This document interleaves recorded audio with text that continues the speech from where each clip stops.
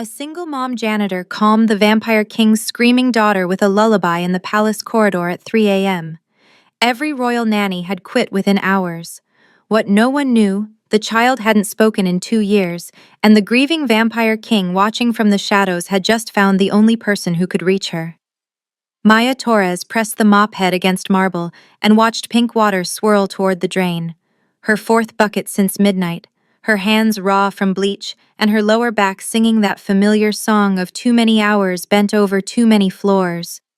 The palace contract paid triple her diner wage, but the night shift meant she only saw Jamie at breakfast before school, kissed his forehead while he ate cereal half asleep, her son growing up in those stolen morning minutes, while she scrubbed blood from stone that cost more than her annual rent. 2:47 a.m. Blinked on her phone screen when the screaming started. Not the polite distress of a child wanting attention, but something animal and raw that echoed through the East Wing corridors like glass dragging across metal. Maya straightened, vertebrae popping, and 3 security guards sprinted past her in formation, boots hammering marble, radios crackling with coordinates she didn't understand. They were back in less than a minute. One had claw marks down his face, 4 parallel lines welling red, and he was the lucky one judging by how the others looked at the floor and kept walking.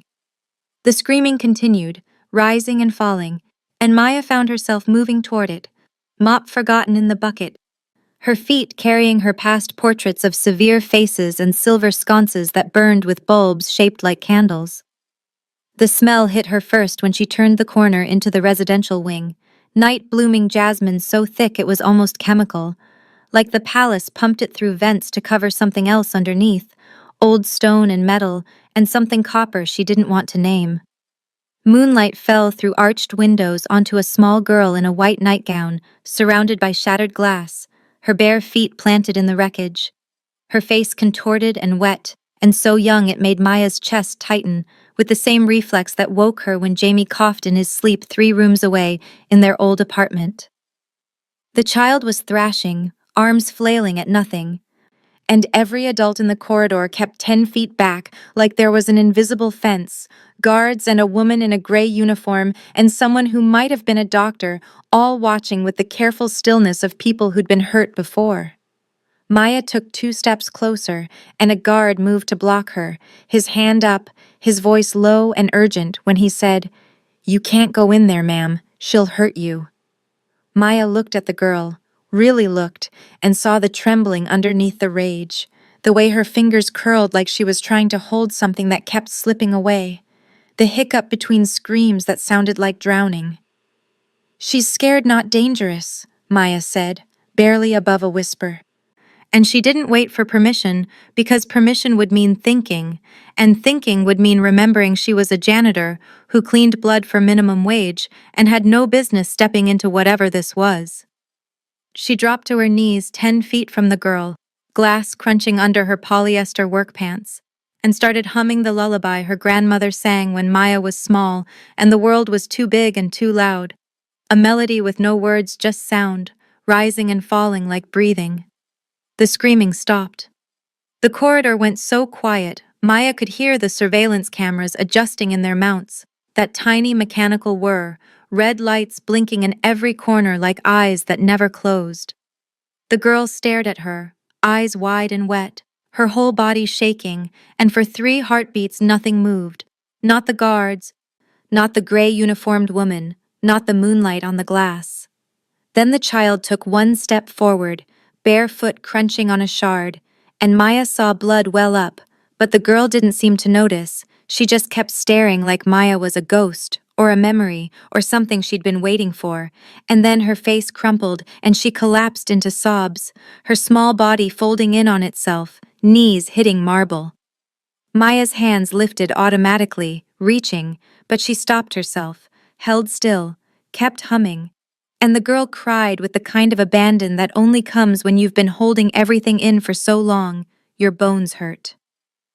Movement in her peripheral vision made Maya glance left, and a man stepped from an alcove she hadn't noticed, shadows peeling away from him like he'd been part of the wall.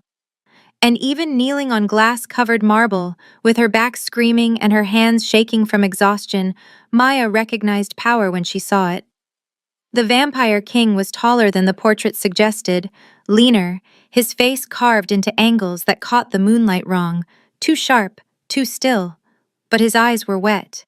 He stared at Maya like she'd just performed a miracle or a crime, and he hadn't decided which, his hands loose at his sides, his breathing too controlled, the kind of control that meant everything underneath was chaos.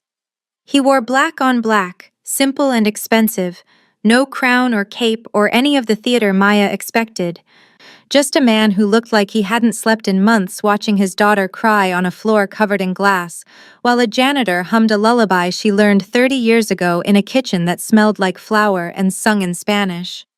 The girl's sobs were quieting, her breathing evening out, and Maya kept humming, kept still, and watched the vampire king watch his daughter, grief and shock and something desperate moving across his features like weather. Behind him, more guards had materialized, silent, positioned at doors Maya was certain had been empty seconds ago, and she understood with cold clarity that every moment since she'd stepped into this corridor had been observed, measured, recorded by the cameras, with their blinking red eyes and the vampire king himself standing in shadow. The gray uniformed woman moved closer, cautious, and whispered something to the vampire king that made his jaw tighten, but he nodded once, sharp, dismissive. Maya's knees were going numb on the marble, and her humming was starting to falter, her throat dry, but she didn't stop because the girl was still crying softly, and any change might shatter whatever fragile thing was holding her together. The vampire king took one step forward, just one, and his daughter's head snapped up, her eyes finding him, and Maya saw the fear there, the way the girl's shoulders hunched like she expected to be struck. He stopped. He lifted his hands, palms out, empty, and his voice when he spoke was so quiet, Maya almost missed it beneath the jasmine smell and the hum of surveillance and her own pulse hammering in her ears. He said Alara, and the name hung in the air like a promise or a plea, and the girl, Alara, looked at him, and then at Maya, and then back at him, and Maya saw the choice happening in real time, the terrible weight of it on a 6-year-old's face. Alara took one step toward Maya instead of her father. The vampire king's expression didn't change, but something in him did, a tightening, a wound reopening, and Maya felt the weight of it like pressure before a storm. Alara knelt in the glass beside Maya, close enough to touch but not touching, her small hands fisted in her nightgown, and the sobs had stopped, but tears still tracked down her face, silent now, exhausted. Maya stopped humming, and the silence was enormous, the whole palace holding its breath, waiting. She wanted to reach out, to brush the hair from the girl's face, to do any of the things she did when Jamie woke from nightmares.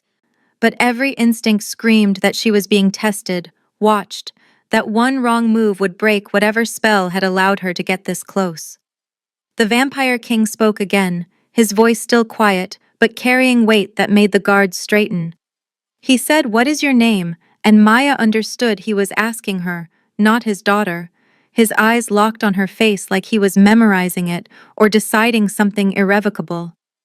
"Maya Torres," she said, and her voice came out steadier than she felt, her knees screaming, her back aching, her mind cataloging exits and distances and the fact that she was trapped in a corridor with the vampire king and his daughter and guards who moved like ghosts and cameras that never blinked.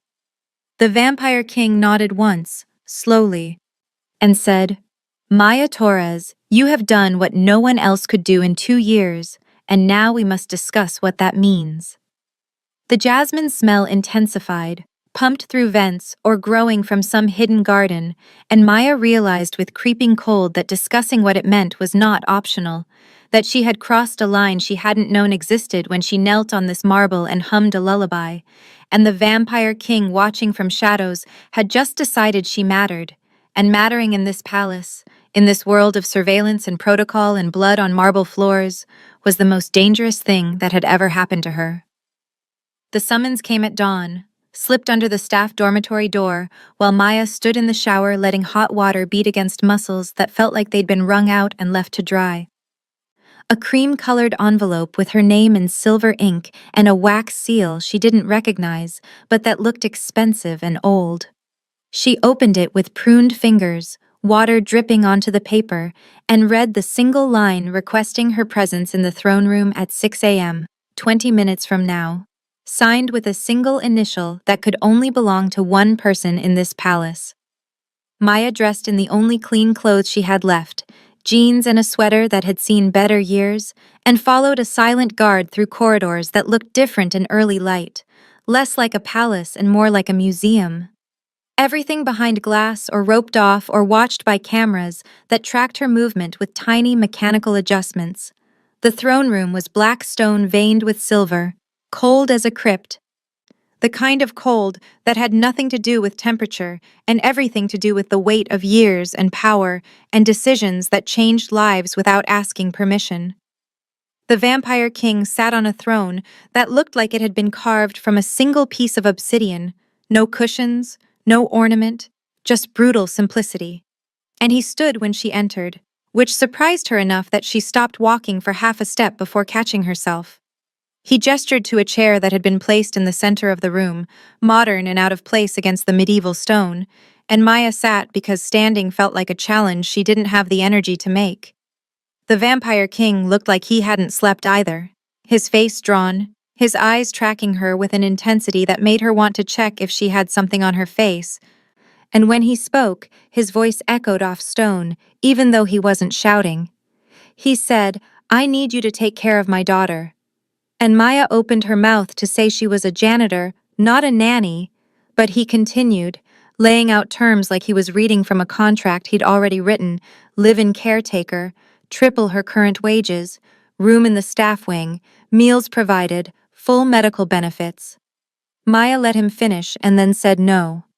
The word dropped into the throne room like a stone into still water, and the Vampire King went very still, the kind of still that predators achieve right before they strike, and Maya's heart kicked against her ribs, but she kept her voice level when she said, "I have a son, Jamie. He's 8. He goes to public school across the city. I can't just leave him." The Vampire King, Cassian. She remembered his name from whispered conversations between other staff members, tilted his head slightly and said, "Bring him here. We'll provide a private tutor, a suite in the family wing, not the staff quarters, better accommodations, protection." That last word hung in the air and Maya leaned forward, her hands gripping the arms of the chair, and said, "Protection from what?" Cassian didn't answer. He looked at her like he was weighing how much truth she could handle and had decided the answer was not enough, and instead he said, "My daughter hasn't let anyone near her in 2 years. Every nanny quit within hours, some within minutes. She doesn't sleep, she doesn't eat unless forced. She broke a nurse's wrist last month, and last night you knelt on glass and hummed a song and she stopped screaming. So I'm asking you to stay and help her, because I don't know what else to do." His voice cracked on the last word, just slightly, a hairline fracture in his composure, and Maya saw the exhaustion underneath, the desperation, the same helpless terror she'd felt when Jamie was 3 and had pneumonia, and she'd sat by his hospital bed counting his breaths. She said, "1-month trial.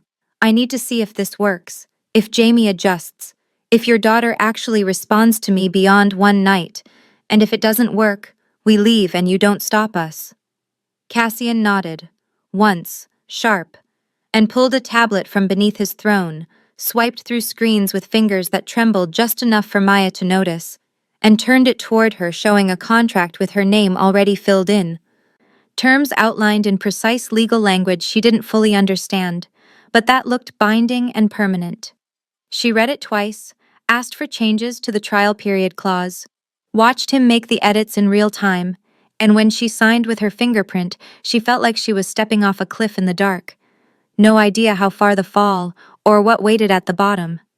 Cassian's relief was visible, a long exhale, his shoulders dropping half an inch, and he said, "You can move in today. I'll have your belongings transferred from your apartment."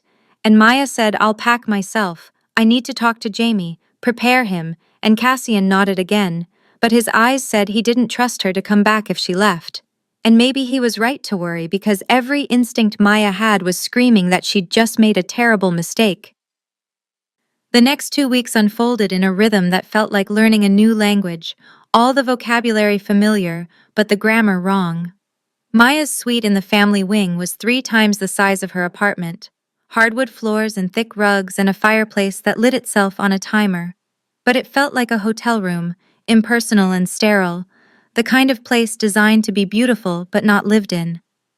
Jamie's room was next door, connected by an adjoining bathroom, and he'd stared at the space with wide eyes and asked if they were rich now, if this was permanent, if he could invite friends over. And Maya had answered maybe, and I don't know and we'll see, watching his excitement curdle into confusion.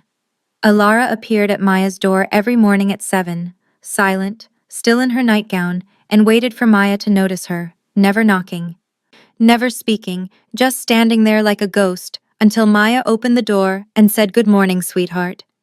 The endearment had slipped out on day 2, and Alara's eyes had widened, something flickering across her face too fast to name, and after that, Maya used it deliberately. Good morning, sweetheart. Time for breakfast, sweetheart.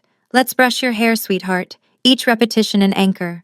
Alara didn't speak, but she followed Maya everywhere, shadowing her through the suite while Maya folded laundry, or made beds or tried to establish some routine in the strange luxury of the family wing. And slowly, increment by increment, the girl began to respond to gentle direction, sitting when asked, eating what was put in front of her, letting Maya brush the tangles from her dark hair with patient strokes. They started drawing with crayons at the low table in Alara's playroom, a space painted in soft pastels with toys scattered across the floor like a store display, untouched for so long they had a thin layer of dust. Alara drew the same thing every time, a house with 4 windows and a door, stick figures inside, her small hand gripping the crayon so hard it broke. And Maya drew beside her, houses and trees and dogs, anything to keep the girl engaged, to build trust through parallel play the way she had with Jamie when he was small and shy. Jamie was struggling. Maya saw it in the way he came back from tutoring sessions with the pinched expression he got when he was trying not to cry, in the way he barely touched his dinner, in the way he asked when they could go home in a voice that got smaller each time. He was afraid of the guards who stood at every corridor intersection, silent and still, afraid of the locks on the doors that required fingerprints he didn't have, afraid of the way sound didn't carry in the palace, every room dampened and isolated. He missed his friends, his school, his normal life where doors didn't lock from the outside and strangers didn't watch him through cameras. Maya tried to make it better, tried to explain this was temporary, a good opportunity. They were helping a little girl who needed them, but her words sounded hollow even to herself because she was starting to suspect temporary was a lie she was telling them both. She found the microphone on a Tuesday, tucked behind a stuffed elephant on a shelf in Alara's playroom, small and black and professional, the kind of equipment that cost money and required installation. Maya held it in her palm, feeling the weight of it, and thought this isn't a job, it's a cage, the words crystallizing something she'd felt since signing the contract but hadn't wanted to name. She went looking for answers and found them in the form of a senior staff member, a woman named Helena who managed the household schedules and had worked in the palace for 20 years. Helena looked at the microphone Maya held out and her expression didn't change, no surprise, no concern, just a weary acknowledgement. Maya said, "Why is this in a child's playroom?" And Helena said the Vampire King needs to know she's safe. He monitors everything. Every room has surveillance. It's protocol. Maya said I wasn't told about this, and Helena said you weren't supposed to find them. Most people don't look behind the toys. And then she lowered her voice and said a piece of advice. Don't try to leave. The Vampire King doesn't let anyone leave once they matter to his daughter. The last person who tried, and she stopped, her face closing down, and said, "Just don't try." Maya went back to her suite and sat on the bed and stared at the microphone and wondered how many were hidden in her own rooms, in Jamie's room, in the bathroom, in the spaces she thought were private. That night, Jamie came into her room and sat on the edge of her bed and said, "Mom, when can we go home?" And Maya said, "Soon, baby, just a little longer." And Jamie pointed at his window where moonlight outlined the decorative ironwork she'd thought was aesthetic, but now recognized as bars, beautiful and subtle and completely functional. And he said the windows don't open and the doors lock, and there are guards everywhere, and I want to go home. Maya pulled him close and smelled his shampoo, the familiar scent of her son, and said, I know, I'm working on it, and felt him shake his head against her shoulder. The palace hummed around them, ventilation systems and automated locks and surveillance feeds, processing in server rooms she'd never seen. Cassian's system running on schedules and protocols that treated people like variables to be monitored and controlled. Maya thought about Helena's warning, about the microphone in her palm, about the way Cassian's hands had trembled when he signed the contract, like he was afraid she'd disappear, and understood with cold certainty that she'd been right in the throne room when she'd asked to leave after the trial period, and he'd agreed too easily. He'd agreed because he knew she wouldn't want to leave once she cared about Alara, and if she tried anyway, he had a palace full of locks and guards and surveillance to stop her.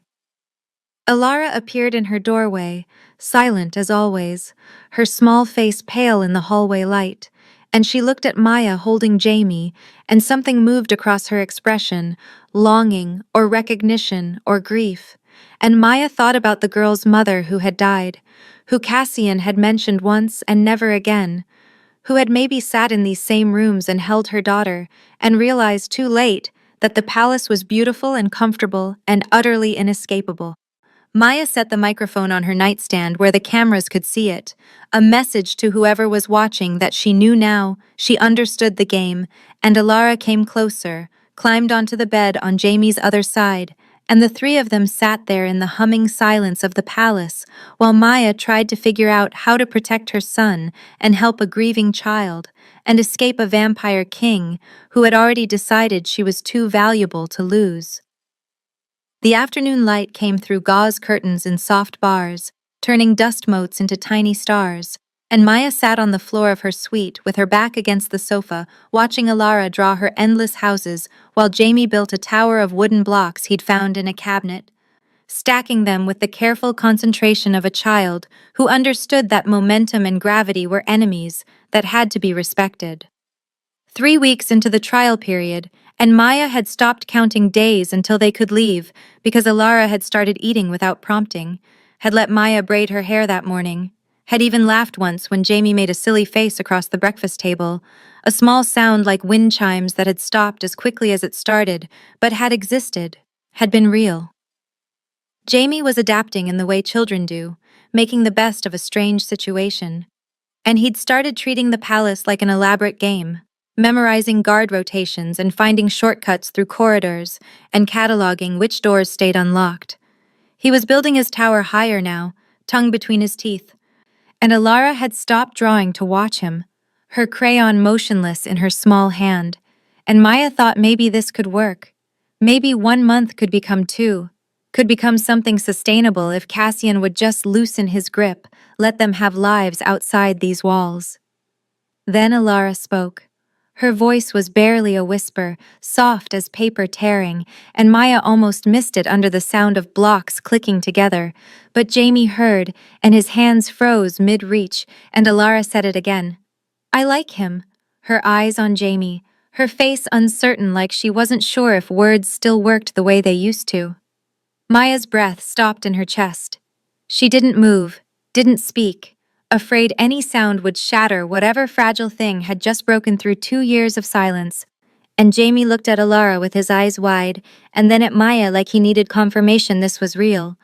And when Maya nodded, he grinned, that big, unself-conscious smile that still had a gap where his front tooth was growing in, and said, I like you too. Alara's expression did something complicated, relief and fear, and something raw moving across her small features. And she whispered thank you so quietly, Maya had to read her lips, and then the door to the suite slammed open hard enough to hit the wall. Cassian stood in the doorway, breathing like he'd run the length of the palace, his hair disarranged, his eyes wild, and he looked at Alara and then at Maya and back to Alara, and his voice when he spoke was breaking, fragments of sound that didn't quite fit together. When he said she spoke, You spoke. Baby, you spoke. He crossed the room in 3 strides and dropped to his knees on the carpet beside his daughter, his hands reaching and then stopping, hovering, like he'd forgotten how to touch her or was afraid she'd disappear if he tried. Alara looked at him, her small face solemn, and repeated the words clearly this time. I like him, pointing at Jamie, and Cassian made a sound that might have been a laugh or a sob, tears streaming down his face unchecked, his composure shattered into something human and desperate. He looked at Maya over Alara's head and said, Thank you, over and over, thank you, thank you, thank you, and Maya felt her own eyes burning because this was what she'd hoped for, what she'd been working toward, proof that Alara could heal, could find her way back from wherever grief had taken her. Cassian pulled something from his pocket.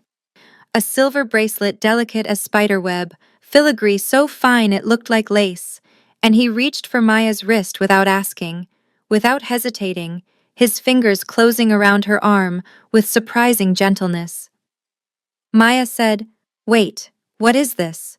But he was already fastening the clasp, the metal cold against her skin for just a moment before it warmed, heating from the inside like it had a pulse, and she felt something shift in the air around her, a pressure change, a settling. Cassian sat back on his heels, still holding her wrist, his thumb over the bracelet, and said a promise. No one in my court or beyond it can harm you. You're under my blood oath now, you and your son, protected, safe, nothing can touch you. His voice was fierce with gratitude and something else, something possessive that made Maya's joy curdle into cold understanding. She pulled her wrist free and looked at the bracelet, really looked, and saw that the filigree wasn't just decorative. There were symbols etched into the silver, old and precise, and the metal hummed against her skin with a low vibration like electricity or something alive. She said, What does this mean exactly? And Cassian stood, wiping his face with the back of his hand, his composure reassembling itself piece by piece, and said, It's a kith mark, ancient vampire protection rite. It binds you to my household, to my bloodline. Anyone who harms you answers to me. Maya's mouth went dry. She said, And if I want to leave, can I take it off? And Cassian met her eyes, and his expression was unreadable, gratitude and possession, and something implacable underneath, when he said you won't want to leave. And when she just stared at him, he added as if it was an afterthought, a technicality. The mark burns if you cross the palace grounds, just discomfort, not pain, a warning, and if you're attacked, I'll know instantly, I can find you anywhere. The temperature in the suite had dropped, Maya noticed, her breath not quite misting but close, and Cassian's presence filled the room like smoke, spreading into corners, pressing against walls, making the space feel smaller. She looked at Jamie, who was watching the adults with the careful wariness of a child who'd learned to read danger in faces and voices, and at Alara, who had gone very still, her drawing abandoned, her eyes moving between her father and Maya, like she was watching something break in slow motion. Maya said I didn't agree to this, and Cassian said you did when you signed the contract. Protection was in the terms. This is how we protect. And legally, you're bound to my household now, you and Jamie both. It's safer this way, you'll see. He said it like he believed it, like binding her magically and legally to a palace she'd been trying to figure out how to escape was a gift she should be grateful for. And Maya thought about Helena's warning. The Vampire King doesn't let anyone leave once they matter to his daughter. And understood she'd been naive to think a trial period meant anything when Cassian had already decided the outcome. The bracelet hummed against her pulse point, and she wanted to claw it off, wanted to run, wanted to grab Jamie and break through the windows with their decorative bars and sprint across the grounds until the mark burned her skin raw. But Alara was watching her with those wide, solemn eyes, and had just spoken for the first time in 2 years, and Maya was trapped between the child she'd promised to help and the son she'd promised to protect. Cassian knelt again, this time in front of Maya, not Alara, and took her hands in his, the bracelet warming where his fingers touched it, and said, You gave me my daughter back, I heard her voice. I thought I'd never hear it again. You don't understand what that means, what you've done. I owe you everything, and now you're safe. Truly safe. No one can hurt you here. His gratitude was real. His tears had been real. But so was the bracelet locked around her wrist, and the guards Maya could see through the window shifting positions, forming a tighter perimeter, the palace closing ranks like it had been waiting for this moment. She said, "How do I take it off?" And Cassian said, "You don't. Only I can remove it or death. But why would you want to? You're protected, honored. This is the highest gift a vampire can give." And Maya heard what he didn't say, that she was his now, claimed, bound, that her miracle with Alara had sealed her fate. Jamie's tower collapsed, blocks clattering across the floor, and the sound made everyone flinch, brought them back to the present moment, the afternoon light still soft through curtains, dust motes still drifting, everything looking normal except for the silver on Maya's wrist, and the way Cassian watched her like he was afraid she'd vanish and determined to prevent it. Alara picked up a fallen block and held it out to Jamie, a small offering, and whispered sorry, and Jamie took it and said, "It's okay, I'll build it again." And the normalcy of the exchange was surreal against the weight of what had just happened. Maya touched the bracelet, felt it warm and alive against her skin, and thought about her apartment across the city that she'd never see again, about Jamie's school and friends, and the life they'd had before she knelt on glass-covered marble and hummed a lullaby. Cassian stood, smoothing his hair back, his mask of composure fully restored, and said, "I'll have your belongings moved from storage into permanent quarters? Larger rooms? You'll want more space now that this is home." And he said home like it was decided, like her agreement was assumed, and Maya wanted to scream that she hadn't agreed to permanence, to magical binding, to being owned. But Alara was leaning against her shoulder now, warm and small and trusting, and Cassian was looking at his daughter with such naked relief that Maya couldn't find words that wouldn't destroy the fragile peace. The bracelet hummed its steady pulse, and Maya wondered if this was how it had started for Alara's mother. Small concessions that became larger ones, gratitude that became obligation, that became captivity. And she looked at the windows with their bars and the doors with their biometric locks and the cameras in their corners, and understood she'd been living in a cage all along. She just hadn't noticed the door closing until now. Cassian moved toward the exit, paused, looked back at Maya with something almost like tenderness, and said, "Rest today. Tomorrow we'll discuss adjusting the contract terms, better compensation, perhaps a formal title. You're not just a caretaker anymore. You're family." And the word landed like a stone in still water, ripples spreading, changing everything. He left and the temperature normalized, and Maya sat on the floor with Alara leaning against her, and Jamie building his tower again, and a silver bracelet humming against her wrist like a heartbeat or a countdown. And she knew with absolute certainty that she'd just lost a war she hadn't realized she was fighting. That the Vampire King's gratitude was more dangerous than his anger could ever be, and that the only person who could reach his daughter was now the one person he would never, ever let go. The market trip was Cassian's idea, a concession after Maya had spent 5 days barely speaking to him, her anger cold and controlled because Alara was always watching, always listening, and Maya wouldn't break in front of the child who had just found her voice and was using it to ask questions, to say please and thank you, to whisper goodnight before bed. Cassian had said, "You need fresh air, normalcy. Take Jamie and 2 guards and go to the market district. Buy whatever you want, my treat." And he'd handed her a credit card that felt like a leash disguised as generosity.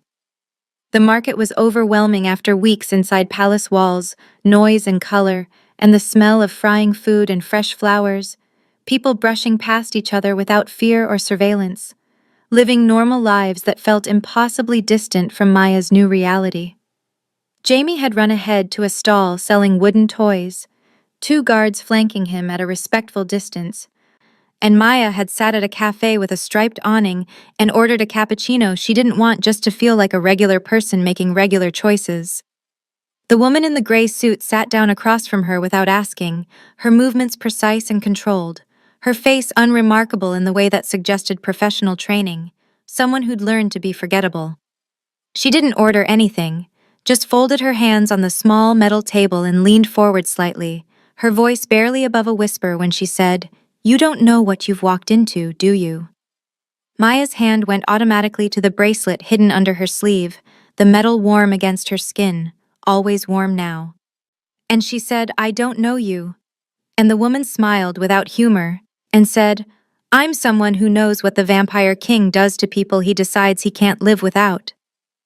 The woman glanced at the guards watching Jamie, calculating distance and time, and said quickly, efficiently, like she'd rehearsed this, he killed his wife to prevent her from taking Alara and fleeing, palace security, direct order, she was running and they stopped her the only way they could, and if you're not careful, you'll be next. Not killed, maybe, but kept, controlled, bound so tightly you'll forget what freedom tastes like.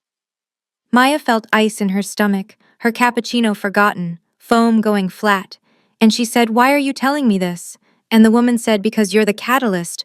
Word is spreading that Alara spoke, that you broke through when no one else could, and the Vampire King's rivals want to know who you are, what makes you special, whether you're an asset or a weapon, or just unlucky. She slid a folded piece of paper across the table, her fingers quick and subtle, and said safe house address. Outside the city, they'll help you disappear if you want out, but decide fast because he'll never let you leave. He can't. It would destroy him and he'll destroy you first to prevent it. The bracelet on Maya's wrist suddenly burned hot, not discomfort but real pain, searing like she'd pressed it against a stove, and Maya gasped and jerked her arm back, knocking over her untouched cappuccino, brown liquid spreading across the metal table. The woman in the gray suit was already standing, already moving, disappearing into the market crowd with practiced ease. And Maya clutched her wrist, feeling the metal pulse against her skin, like it was angry, like it was alive and alerting something. The guards were moving toward her, radios crackling, and Jamie was running back looking scared, and Maya knew with cold certainty that Cassian was coming, that the bracelet had told him something was wrong, that she'd just been marked as threatened or threatening, and either way her small piece of freedom was over. He arrived in less than 3 minutes, a black car screeching to the curb, Cassian emerging before it fully stopped, his face a mask of controlled fury that cracked when he saw Maya holding her wrist, the skin underneath the bracelet red and inflamed. He scanned the cafe, the crowd, the guards who looked ashamed, and said, Where is she? Who approached you? And Maya said, I don't know what you mean, even though they both knew she was lying. Cassian took her wrist gently despite his anger, examined the bracelet, touched the inflamed skin with fingers that were surprisingly cool, and said, We're going home now, his voice leaving no room for argument. The drive back was silent except for Jamie's questions that neither adult answered, Cassian driving too fast through streets that cleared for his car like water parting, and Maya stared out the window at normal people living normal lives, and felt the distance between her and them stretching into something unbridgeable. Back at the palace, Cassian took her to his study, a room she'd never seen before, all dark wood and leather and books that looked older than the building, and he poured himself something amber from a crystal decanter and drank it in one swallow and said, Tell me what she said. Maya stood by the door, ready to run, even though there was nowhere to go, and said she told me about your wife, how she died trying to leave, how you gave the order that killed her. Cassian's hand tightened on the empty glass, and for a moment Maya thought it would shatter, but he set it down with careful control and said yes. I gave the order to stop her. She was taking Alara in the middle of the night, claimed I was dangerous, unstable, said she'd go to the Vampire Council and testify against me, and I told security to stop her at any cost, because I thought any cost meant restraint, negotiation. I didn't think it meant. He stopped, his voice hollow. She ran into traffic, tried to cross 6 lanes with Alara in her arms, and the guards pulled Alara to safety, but she didn't. The room was very quiet, just the sound of their breathing, and the antique clock on the mantel ticking away seconds, and Maya said, So you've kept Alara locked up ever since? Paranoid someone will take her, and now you've locked me up too. Put this thing on my wrist without asking. And Cassian turned on her with sudden intensity and said, You don't understand. There are factions that would use her against me, hurt her to hurt me. The only way to keep her safe is to control every variable. every person who gets close, and you got close. You became the most important variable. So yes, I bound you to protect you and her and myself. Maya felt her anger finally break through the careful control she'd maintained for Alara's sake and said, "You put this on me without asking. I'm not your wife. I'm not your prisoner." And Cassian crossed the distance between them in 2 strides and said, "You're the only reason my daughter is alive. That makes you irreplaceable, and irreplaceable means protected at all costs, just like he'd protected his wife right into traffic, right into death." Maya looked at him and saw the truth in his face, that he meant every word, that in his calculus protection and control were the same thing, that he genuinely couldn't see the difference between keeping someone safe and keeping someone captive. She touched the bracelet and said, "What if I try to leave anyway?" And Cassian said, "The mark will stop you. It burns hotter the farther you get from palace grounds. Eventually you'll collapse, and I'll find you and bring you back, because that's what it's designed to do. Keep you close, keep you safe." His voice held no apology, just statement of fact, and Maya realized argument was useless. He'd already decided her fate the moment Alara had spoken, maybe even earlier, maybe the moment she'd knelt on glass-covered marble and proven she could reach his daughter. She left the study without asking permission, went to her suite, and found Jamie in his room, packing a backpack with clothes and snacks and his favorite book. And when she asked what he was doing, he said, "We're leaving, right? That's what that lady meant, that we should leave." And Maya's heart broke because her 8-year-old son had understood the threat before she had. She said, "We'll try," and Jamie nodded, and they waited until midnight when the palace went quiet, when even the surveillance seemed to sleep, and they crept through corridors Maya had memorized, past guard stations she'd learned to predict, to the side gate she'd noticed was sometimes unmanned during shift changes. The gate was there, wrought iron and old, and Maya's hands were shaking when she pushed it open, the hinges silent because Cassian maintained everything perfectly, and she stepped through with Jamie's hand tight in hers. The bracelet went from warm to hot to searing in the span of 3 steps, pain shooting up her arm like electricity, and Maya gasped and kept walking because maybe it was a bluff, maybe she could push through, but by the 5th step, her knees were buckling, and by the 7th, she was on the ground, Jamie crying and trying to pull her back through the gate, and the pain was white-hot and absolute, the bracelet alive with fury. Floodlights snapped on, motion sensors triggered, and guards were running toward them, and through the pain, Maya saw Cassian walking calmly from the main building like he'd been waiting, like he'd known exactly when she'd try and had let her just to prove the point. He knelt beside her on the cold stone outside the gate, Jamie backing away from him, and Cassian picked Maya up like she weighed nothing, cradling her against his chest, and walked back through the gate, and the moment they crossed the threshold, the pain stopped, the bracelet cooling to its normal warmth, merciful and horrible. Maya's last thought before she passed out was that the woman in the gray suit had been right. He'll never let you leave. He can't. It would destroy him. And Maya had just learned that his destruction mattered more than her freedom. When she woke, it was in her own bed. Soft sheets and dim light from a single lamp, and Alara was curled against her side, small and warm, her fingers wrapped around Maya's hand, and the bracelet hummed its steady pulse against Maya's wrist, like a heartbeat or a chain. Cassian sat in a chair by the window, silhouetted against the moonlight. And he didn't move when Maya's eyes opened, just said quietly, without looking at her, "I'm sorry you're hurt, but I'm not sorry I stopped you." Alara woke up screaming when she realized you were gone. She thought you'd died like her mother. She wouldn't stop until I brought you back. And Maya understood the full weight of her trap, that leaving wouldn't just hurt her. It would devastate the child she'd grown to love, and Cassian knew it, had built his cage around that knowledge. Alara stirred, whispered Maya without opening her eyes. And Maya stroked her hair with her free hand, the one without the bracelet, and thought about safe house addresses she couldn't use, and normal lives she'd never have, and a vampire king who confused love with possession and called it protection.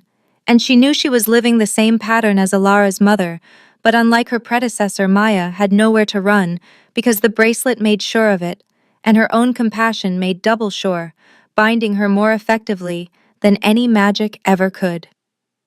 The nightmares started on a Tuesday, 3 weeks after Maya's failed escape. 3 weeks of careful distance between her and Cassian, speaking only about Alara's needs, her voice professionally polite, while the bracelet hummed its constant reminder against her wrist. Maya woke to screaming at 2 in the morning, not the raw animal sound from months ago, but words. Alara shrieking, "No, no, no, stop the car, stop, please, mommy, please." And Maya ran barefoot down the connecting hallway to find Alara tangled in her sheets, eyes open but unseeing, trapped in a memory playing behind her eyelids. Maya had pulled her close, rocked her, whispered, "It's just a dream, sweetheart, you're safe." But Alara had fought her, small fists beating against Maya's shoulders, screaming about blood and glass and mommy won't wake up. And it had taken 20 minutes for the girl to fully surface, to recognize where she was, to collapse into exhausted sobs against Maya's chest. The nightmares came every night after that. Same images, same terror. Alara reliving her mother's death in fragmented scenes that got clearer each time, more detailed. And Maya started sleeping on the floor beside Alara's bed to be there when the screaming started, to pull her out faster, to minimize the damage. By the end of the first week, Maya looked like she'd aged 5 years, dark circles under her eyes, her patience fraying, and she realized with cold clarity that Alara hadn't just been silent for 2 years. She'd been holding back a trauma so massive it had taken her voice, and now that the voice was back, the trauma was flooding through, demanding to be witnessed. Jamie was struggling too, woken every night by his pseudo-sister's screams, afraid to sleep, afraid of what he'd hear. And Maya watched her son withdraw into himself, and knew something had to change, or they'd all break under the weight of Cassian's need for control. She found Cassian in his study reviewing security footage, because of course he was, watching his daughter's nightmares on a screen instead of going to her himself, and Maya didn't knock, just walked in and said she watched her mother die. Keeping her in a cage won't erase that. She needs therapy, real help, not just me humming lullabies and hoping she forgets. Cassian looked up from the screens, his face drawn, and said, "No outsiders. We've discussed this." And Maya felt her exhaustion turn to anger, sharp and hot in her chest. She said, "I'm making you a deal then.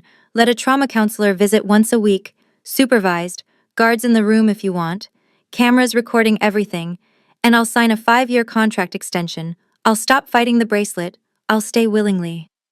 Cassian's expression shifted, surprise and calculation, and something hungry, and he said 5 years in writing, legally binding, and Maya said yes if you get Alara real help, because what I'm doing isn't enough, and we both know it. He agreed too quickly, pulled up a contract template on his tablet before she could change her mind, modified the terms while she watched, and Maya signed with her fingerprint, feeling like she was selling pieces of herself for a child's chance at healing. But what else was there to do when love and captivity had become so tangled she couldn't separate them anymore? The therapist arrived the following Wednesday, a middle-aged woman named Dr. Sarah Chen with kind eyes and 20 years of pediatric trauma experience. And Maya watched her confidence evaporate the moment she entered the palace, guards flanking her, cameras tracking her movement. Cassian himself waiting in the foyer to explain the rules, the boundaries, the consequences of any breach of confidentiality. Dr. Chen's hands were shaking when she sat down in the playroom with Alara.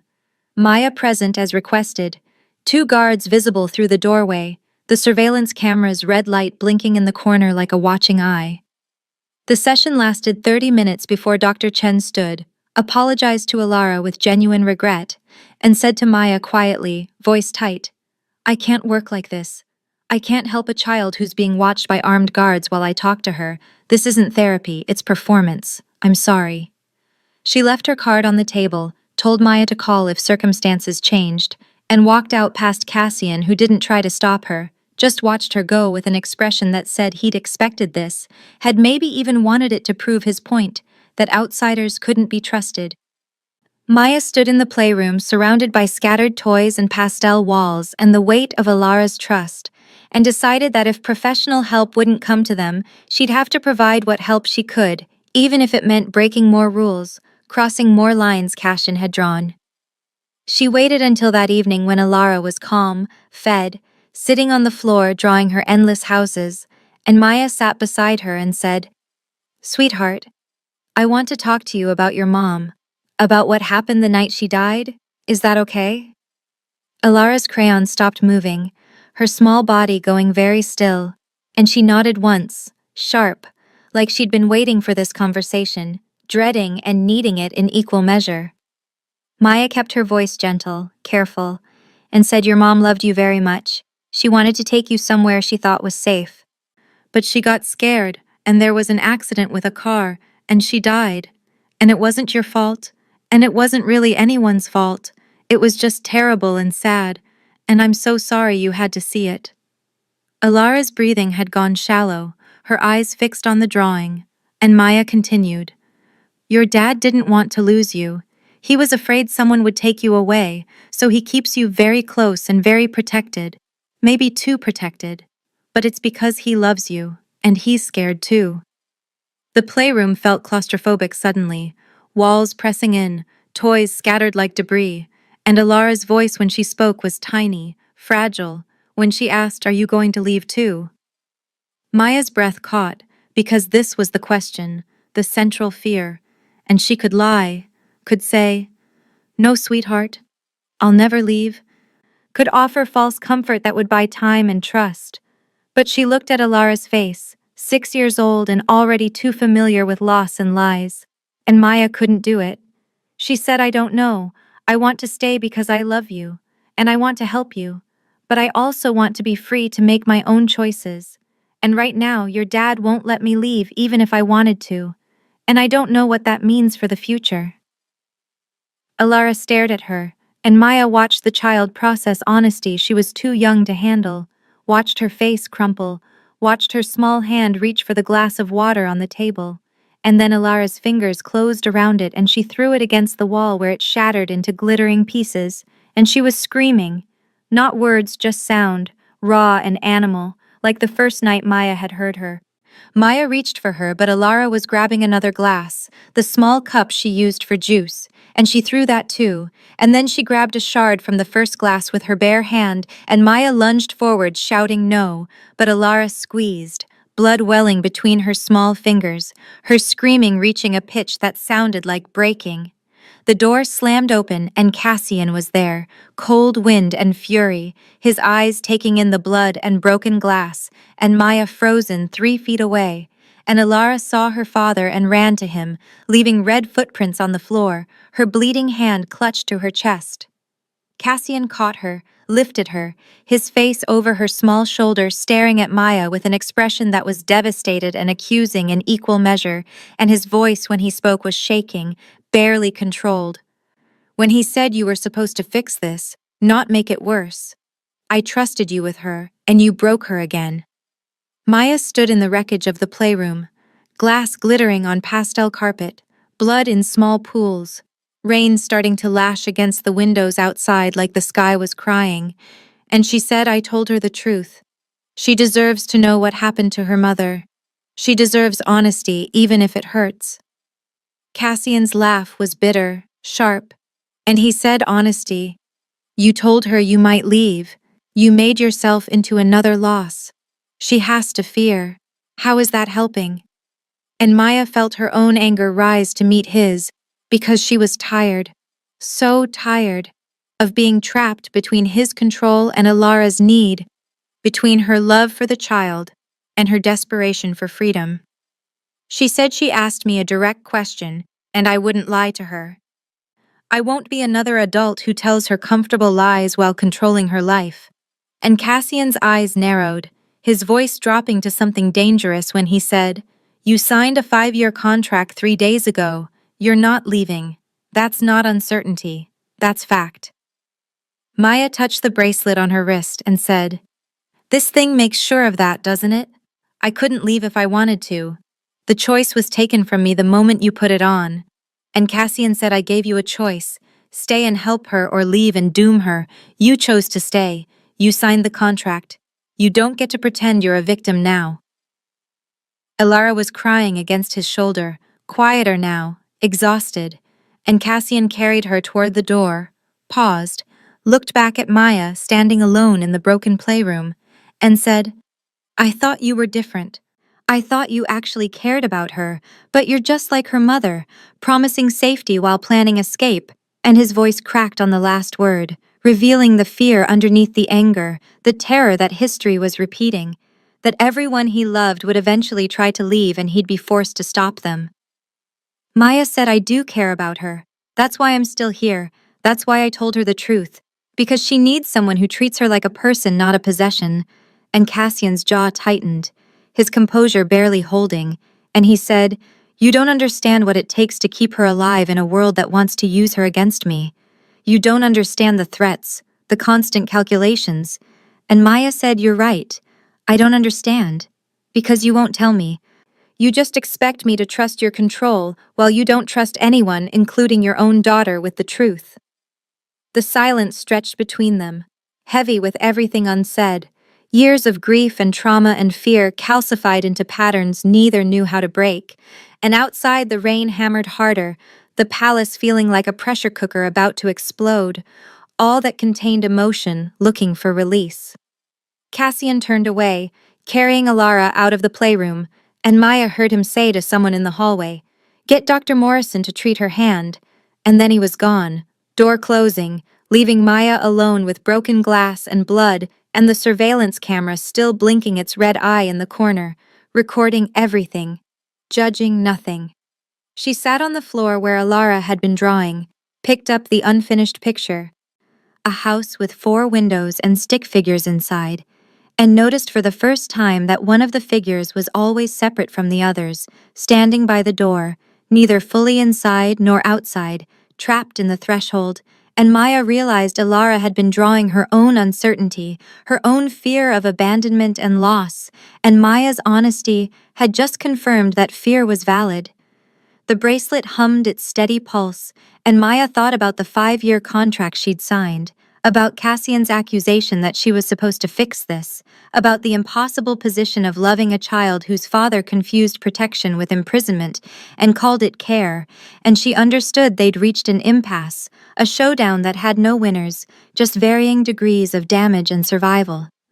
And the only way forward was through negotiation and compromise, and hoping that Cassian's love for his daughter was strong enough to make him loosen his grip before they all suffocated under the weight of his control. But Maya wasn't sure it wasn't sure he could, and that uncertainty felt like standing on crumbling ground, watching the edge get closer with every breath. 3 days passed in tense silence, Maya keeping to her suite like a prisoner who'd accepted her cell, emerging only for meals with Alara that felt choreographed and careful, both of them dancing around the broken glass conversation neither knew how to clean up. Alara's hand was bandaged, healing with the accelerated speed of vampire genetics Cassian had explained once in a rare moment of openness, and the girl was quieter now, watchful. Her nightmares continuing, but muted, like she'd learned to scream internally instead of out loud. Maya slept on the floor beside Alara's bed still, waking at the first sign of distress. And Cassian never came, never checked on his daughter in person, though Maya knew he watched the feeds, saw everything, judged her competence from the safety of his screens and his distance. Jamie asked on the second day if they were leaving, his backpack already half-packed again, hope and fear mixing in his 8-year-old face, and Maya had sat on his bed and said, "No, baby, we're not leaving." And when he asked why, asked if it was because of the bracelet, Maya had surprised herself by saying no, not because I'm trapped, because Alara needs me, and I'm not sure I can live with the guilt of abandoning her. And I need you to understand that this choice is complicated and hard, and I'm doing my best. Jamie had nodded like he understood, even though he was too young to really grasp the weight of adults making impossible decisions, and he'd unpacked his bag slowly, carefully, like he might need to repack it at any moment. On the 4th night, Maya couldn't sleep, her mind circling the same thoughts over and over. Cassian's accusation that she'd made things worse, Alara's question about whether Maya would leave, the 5-year contract that felt like a noose tightening incrementally. And she got up at 2 in the morning and walked the silent corridors to Alara's room, not sure what she was looking for, maybe just proximity to the reason she was still here. She found Cassian asleep in a chair beside his daughter's bed. His head tilted back at an angle that would hurt his neck when he woke, his face unguarded in sleep. Younger somehow, the weight of control temporarily lifted. Alara slept peacefully for once. No nightmares, just deep, steady breathing, one small hand curled around a stuffed rabbit that had appeared on her bed recently, probably from Cassian, though he'd never mentioned it. Maya stood in the doorway watching them, father and daughter, both so damaged by loss and fear, and felt something shift in her chest. Not forgiveness exactly, but understanding. The recognition that Cassian was as trapped as she was, just in a cage of his own making. She sat on the floor across from his chair, her back against the wall, soft lamplight making shadows dance across pastel walls and scattered stuffed animals, and waited. Cassian woke after 20 minutes, his eyes opening all at once the way vampires did, no gradual surfacing, and he saw Maya and went very still, defensive, waiting for attack or accusation. Maya spoke first, her voice quiet so as not to wake Alara, and said, "I can't stay if you won't let me choose to stay. The bracelet and the contract and the guards, they make me a prisoner, not a partner. And Alara needs a partner who's here willingly, not someone who's trapped." Cassian looked at her for a long moment, his expression unreadable. And then he looked at his daughter sleeping peacefully for the first time in days, and something in his face crumbled. The careful control giving way to exhaustion and fear. And maybe the beginning of recognition that he couldn't force healing any more than he could force loyalty. He stood slowly, moved to Maya with the careful grace of predators who'd learned to be gentle, and knelt on the floor in front of her, close enough that she could see the silver threaded through his dark hair, the fine lines around his eyes, the humanity underneath the vampire mythology. He reached for her wrist, the one with the bracelet, and his fingers were steady when they found the hidden clasp, the mechanism only he could open, and the metal fell away, leaving her skin pale underneath, marked with a faint scar in the shape of the filigree, permanent evidence of magic and binding. Maya stared at her bare wrist, feeling lighter and more terrified in equal measure, and Cassian set the bracelet on the floor between them and said, "If you leave, I won't stop you. No guards, no pursuit, but I'm asking you to stay, for her, for the progress we've made, for the possibility that we can figure out how to do this without cages." His voice was raw, honest in a way she'd never heard from him, and Maya understood this was surrender. The vampire king giving up the one thing he valued above everything else, control, gambling, that trust might work where force had failed. She looked at Alara sleeping peacefully, at Jamie in the next room probably awake and listening through the walls, at the bracelet glinting in lamplight, and she thought about the woman in the gray suit and the safe house address she'd memorized and burned, about the market and normal life and freedom that felt impossibly distant. She thought about Alara's nightmares and her small hand covered in blood and the way she'd whispered, "Are you going to leave too?" And Maya knew that leaving now would break something in the child that might never heal, would confirm every fear about abandonment and loss, would undo months of careful trust building. She picked up the bracelet, felt its weight, its warmth returning as it recognized her skin, and she fastened it back around her wrist, the clasp clicking into place with finality. Cassian's eyes widened, surprise and relief, and something grateful moving across his features. And Maya said 1 year. Then we renegotiate. You give me real autonomy. Let me make decisions about Alara's care. Stop monitoring my every move. And at the end of 12 months, I decide if I stay or go, and you respect that decision. No magic, no force. Just my choice. Cassian nodded slowly, something like hope replacing the constant fear in his expression, and he said 1 year, negotiable terms, your choice. And then he added quietly, almost to himself, I don't know how to do this, how to protect without controlling, how to love without imprisoning. And Maya said, I don't know either, but we'll figure it out or we'll fail trying, and either way, it has to be different than what we've been doing. They sat in silence for a moment, the palace waking around them, distant sounds of staff beginning morning routines, and Cassian said thank you for staying, for trying, for not giving up on her. And Maya wanted to say she was staying for herself too, because walking away felt impossible now that she loved Alara. But she just nodded and stood and said, I'm going to make breakfast. You should sleep in a real bed. And Cassian almost smiled, tired and genuine, and said, I'll try.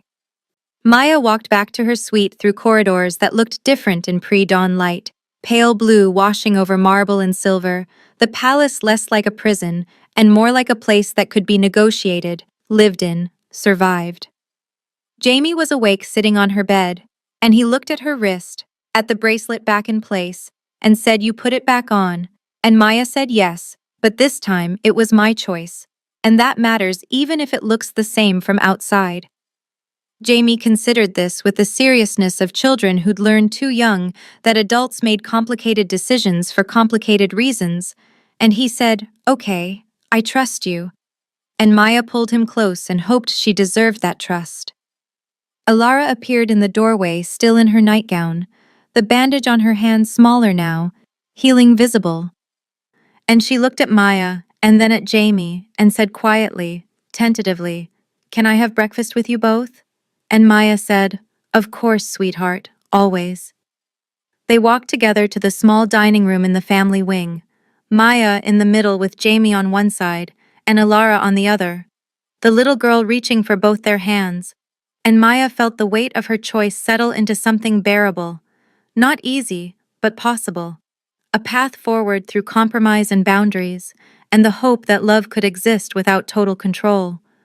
The palace was fully awake now, staff moving through corridors, guards changing shifts, the machinery of Cassian's world humming its constant background rhythm. And Maya thought about the 5-year contract she'd modified to 1, about the bracelet she'd chosen to wear, about the vampire king learning to release his grip one finger at a time. They were sitting down to eggs and toast when Maya noticed the envelope, black paper propped against her coffee cup, sealed with red wax that looked ominous in morning light. No name, no return address, just the weight of something significant. She opened it while Jamie and Alara ate, their voices soft and normal, and inside was a single sentence in precise silver script that read, The Vampire King's enemies are now yours. Choose your allies carefully. Maya's hand tightened on the paper, her other hand automatically going to the bracelet that hummed its steady pulse. And she looked out the window at the palace grounds where guards patrolled perimeters and cameras tracked movement, and Cassian's world of threats and control suddenly felt less paranoid and more justified. She folded the letter and slipped it into her pocket, her mind already cataloging questions and concerns, and the understanding that staying meant inheriting not just Alara's trust, but Cassian's enemies, that the woman in the gray suit had been a warning and a recruitment, that the game was larger than one family's trauma and extended into vampire politics Maya didn't understand. Alara laughed at something Jamie said, a clear, bright sound, and Maya committed to memory the way the morning light caught in her dark hair, the healing wound on her small hand, the trust in her expression, because these were the reasons Maya had chosen to stay. The fragile hope that she could help this child heal while maintaining enough autonomy to survive the Vampire King's gratitude. The letter in her pocket felt heavy, ominous, a reminder that the world outside the palace hadn't forgotten about them, that Maya's visibility as the woman who'd reached the unreachable child made her valuable and therefore vulnerable, that choosing to stay meant choosing all the complications that came with it. She thought about allies and enemies, and the fact that she'd signed a 1-year contract with a vampire king who'd just learned to release control, and Maya understood with perfect clarity that the next 12 months would test every boundary they'd just negotiated, that the quiet aftermath of their showdown was temporary, that somewhere in the city or beyond it, people were watching and planning and deciding how to use Maya's connection to Alara and Cassian for their own purposes. But for now, this morning, in this moment, there was breakfast and laughter and 2 children who trusted her and a vampire king who'd removed a magical binding because she'd asked him to respect her choice, and that felt like progress, even if it was fragile and uncertain. Maya sipped her coffee and watched Jamie teach Alara how to fold her napkin into a bird, their heads bent together, and she touched the bracelet on her wrist, chosen not forced, and thought about the year ahead with equal parts hope and dread, knowing she'd won a battle, but the war was far from over. Knowing that love and freedom and survival in the Vampire King's world required constant negotiation and the willingness to walk away, even when walking away would break your heart. And Maya had just proven she had that willingness even if she'd chosen not to use it yet.